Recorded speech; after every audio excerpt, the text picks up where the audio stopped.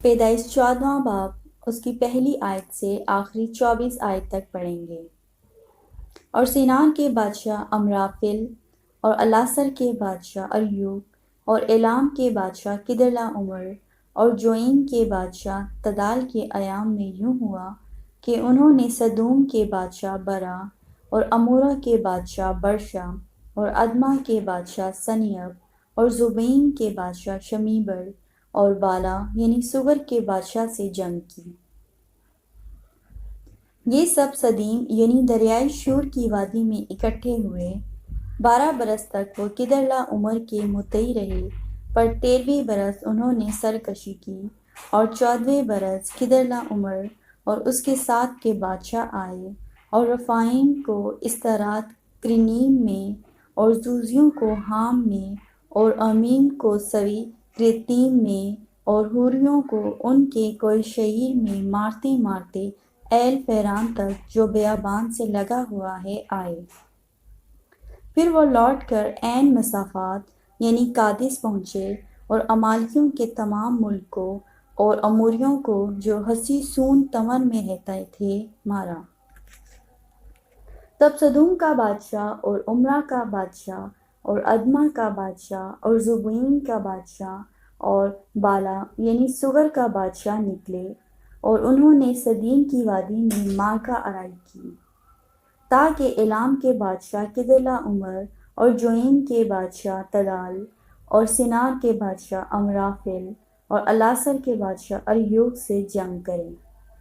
یہ 4 بادشاہ ان 5 کے مقابلے میں تھے، اور سدیم کی وادی میں جا بجا نفط کے گھڑے تھے، اور سدوم اور امورہ کے بادشاہ بھاگتے بھاگتے وہاں گرے،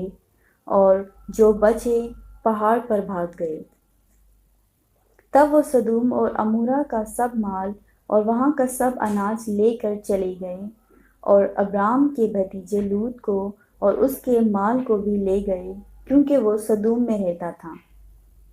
تب ایک نے جو بچ گیا تھا جا کر ابرام عبرانی کو خبر دی، جو اسکال اور آنیر کے بھائی ممرے اموری کے بلوتوں میں رہتا تھا، اور ابرام کے ہم عہد بھی تھے۔ جب ابرام نے سنا کہ اس کا بھائی گرفتار ہوا، تو اس نے اپنے 318 مشاک خانہ زادوں کو لے کر دان تک ان کا تعاقب کیا، اور رات کو اس نے اور اس کے خادموں نے گول گول ہو کر ان پر دھاوا کیا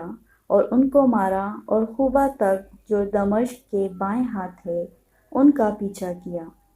اور وہ سارے مال کو اور اپنے بھائی لوط کو اور اس کے مال اور عورتوں کو بھی اور لوگوں کو بھی واپس پھیر لایا۔ اور جب وہ کدرلاؤمر اور اس کے ساتھ کے بادشاہوں کو مار کر پھرا، تو سدوم کا بادشاہ اس کے استقبال کو سوی کی وادی تک جو بادشاہی وادی ہے آیا، اور ملک صدق سالم کا بادشاہ روٹی اور میل آیا، اور وہ خدا تعالیٰ کا کاہن تھا، اور اس نے اس کو برکت دے کر کہا کہ خدا تعالیٰ کی طرف سے جو آسمان اور زمین کا مالک ہے، ابرام مبارک ہو، اور مبارک ہے خدا تعالیٰ جس نے تیرے دشمنوں کو تیرے ہاتھ میں کر دیا۔ تب ابرام نے سب کا 10واں حصہ اس کو دیا۔ اور سدوم کے بادشاہ نے ابرام سے کہا کہ آدمیوں کو مجھے دے دے اور مال اپنے لیے رکھ لے۔ پر ابرام نے سدوم کے بادشاہ سے کہا کہ میں نے خداوند خدا تعالیٰ آسمان اور زمین کے مالک کی قسم کھائی ہے کہ میں نہ تو کوئی دھاگا، نہ جوتی کا تسمہ، نہ تیری اور کوئی چیز لوں، تاکہ تو یہ نہ کہہ سکے کہ میں نے ابرام کو دولت مند بنا دیا، سوا اس کے جو جوانوں نے کھا لیا اور ان آدمیوں کے حصے کے جو میرے ساتھ گئے۔ سو آنیر اور اسکال اور ممرے اپنا اپنا حصہ لے لے۔ خداوند کے پاک کلام کے پڑھے اور سنے جانے پر خدا کی برکت ہو، آمین۔